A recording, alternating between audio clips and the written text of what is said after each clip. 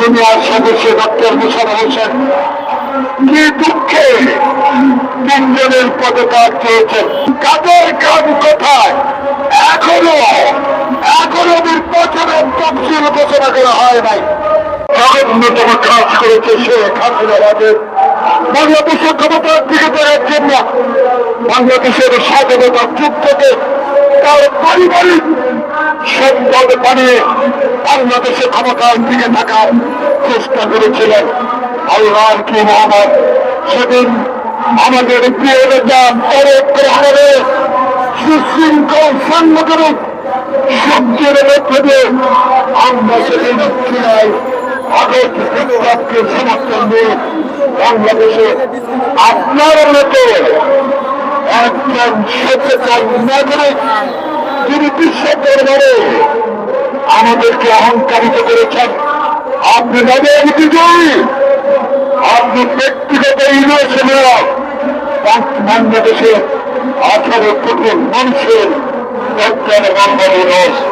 কিন্তু গতকাল আমি বিস্মিত হয়েছি, আপনাকে আমি পত্রিকায় দেখেছি, কতটুকু সত্য আমি জানি না।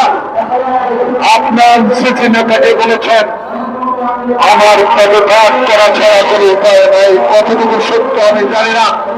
আমি ইউটিউব পত্রিকা টেলিভিশন আমার মনটা বড় খারাপ হয়েছে। এই জন্য আপনাকে কি জন্য বসিয়েছিলাম, আপনাকে কেন বসিয়েছিলাম 9 মাস? আপনি কি শহীদ পথে অভিযোগ করেছেন? পারেন নাই। না পারার কারণ আমরা জানতে চাই, না পারার বিষয় আমরা জানতে চেয়েছি। গতকালকে দল থেকে আমাদের স্ট্যান্ডিং কমিটির সিনিয়র সদস্য ডক্টর মোশাররফ হোসেন কি দুঃখে তিনজনের পদত্যাগ চেয়েছেন। তার পক্ষটা এই, আমরা তো চাই না আপনাদের পদত্যাগ। আমরা তো আপনাদের বসেছিলাম। বাংলাদেশের মানুষ যে আন্দোলন করেছে একটি নির্বাচনের জন্য 9 মাস অতিবাহিত হল, কেন এখনো নির্বাচনের মেয়াদ দেওয়া হচ্ছে না? তাই আজকে কাদের পরামর্শ, সোলা পরামর্শে কাদের কাজ কোথায়? এখনো নির্বাচনের তফসিল ঘোষণা করা হয় নাই। তাই আমাদের দল তথ্যে বলেছে আপনাদের 3 জনের আগেই পদত্যাগ করতে হবে। খলিলুর রহমান সাহেব কোন রাজপথে মিছিলে ছিলেন? এই সালাম রহমত আপনারা কি দেখেছেন? খলিলুর রহমানকে করবেন বাংলাদেশে রাজনীতির উন্নয়নে, গণতন্ত্রের জন্য, ভোটাধিকারের জন্য, মানুষের সেবার জন্য এগিয়ে এসেছেন। এমন কথাটি উনি বলেন, যে কথাটি বাংলাদেশের মানুষ গ্রহণ করে না। আপনি তারেক রহমানের সাথে তুলনা করে না। আপনি যে কাজটি করেছেন বলছেন অন্যায় কহিত না।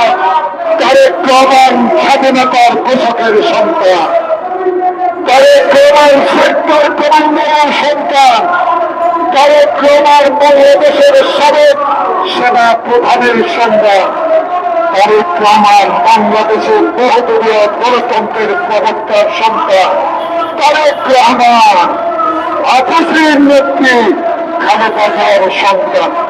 তার সাথে তুলনা করে আমাদেরকে মনে কষ্ট দিয়েছেন। আপনার অহংকার আপনার কাছে থাকে। বাংলাদেশের রাজনীতির ইতিহাসে জাতীয়তাবাদী শক্তি এই আন্দোলন সংগ্রামের মধ্য দিয়ে বাংলাদেশের মানুষের অধিকার প্রতিষ্ঠার জন্য আজও টিকে আছে। তারই ভারপ্রাপ্ত চেয়ারম্যানকে আপনাকে তুলনা করেছেন। অবিলম্বে আপনার এই কথা প্রত্যাহার করে দিতে হবে। বন্ধুগণ, দেশে যেন একটা অস্থিরতা লক্ষ্য করা যায়। এই অস্থিরতার মূল ভূমিকা কারা? এই অস্থিরতার সৃষ্টি করে করছেন